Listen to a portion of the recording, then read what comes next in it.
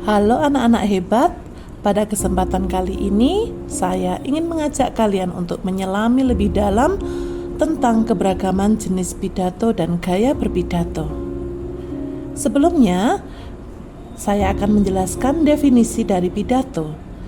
Pidato adalah kegiatan berbicara di depan umum yang dilakukan untuk menyatakan pendapat atau memberikan gambaran mengenai suatu hal. Adapun ciri-ciri pidato, yang pertama memiliki tujuan yang jelas. Yang kedua, isi materi jelas dan mudah dimengerti. Yang ketiga, materi harus objektif. Yang keempat, berisi wawasan baru yang menarik perhatian. Dan terakhir, ada kesimpulan di akhir pidato. Nah, pidato sendiri memiliki fungsi tersendiri berdasarkan isinya. Yang pertama, fungsi informatif, yaitu memberikan pemahaman atau informasi terhadap orang lain. Yang kedua, argumentatif, yaitu meyakinkan pendengar. Yang ketiga, rekreatif. Pidato ini membuat orang lain senang, tujuannya untuk menghibur.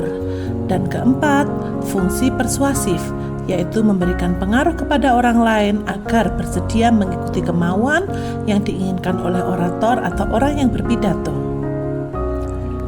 Anak-anak hebat, pidato juga dibagi menjadi beberapa jenis. Pertama, jenis pidato berdasarkan tujuannya dapat dibagi menjadi 3, yaitu informatif atau ekspositori, yang bertujuan memberikan informasi baru kepada audiens. Persuasif, yang bertujuan untuk membuat audiens menerima sudut pandang atau meniru perilaku penyaji. Dan yang ketiga, entertainment, yang bertujuan untuk memberikan hiburan kepada audiens. Selanjutnya, berdasarkan cara penyajiannya, pidato dapat dibedakan menjadi 4 tipe, yaitu tipe impromptu yang disajikan tanpa persiapan, extemporaneous yang direncanakan dan dilatih dengan hati-hati dengan bantuan catatan singkat, manuskrip yang disajikan dengan membaca skrip atau naskah, dan memorize atau memori yang disajikan dengan mengingat atau menghafal naskah. Sedangkan dilihat dari kegiatan atau acaranya, jenis pidato mencakup seremonial yang disampaikan dalam acara resmi untuk menyambut tamu atau melaporkan sebuah kegiatan, dan pidato inspirasional yang disampaikan dalam acara tidak resmi untuk membangkitkan semangat, motivasi, atau emosi audiens.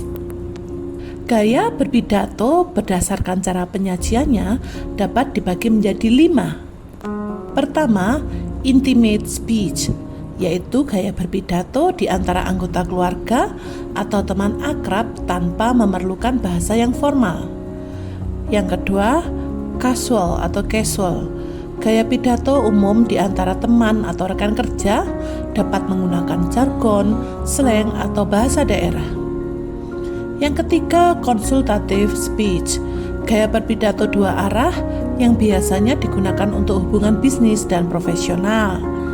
Yang keempat, formal speech, gaya pidato yang bersifat 1 arah, digunakan dalam suasana formal.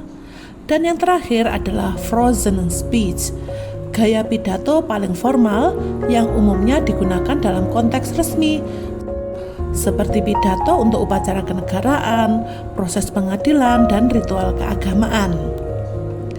Baik anak-anak, demikian penjelasan Bu Lucy mengenai ragam jenis dan gaya berpidato. Terima kasih atas perhatiannya. Semoga anak-anak semakin mengerti definisi dan jenis-jenis dari pidato.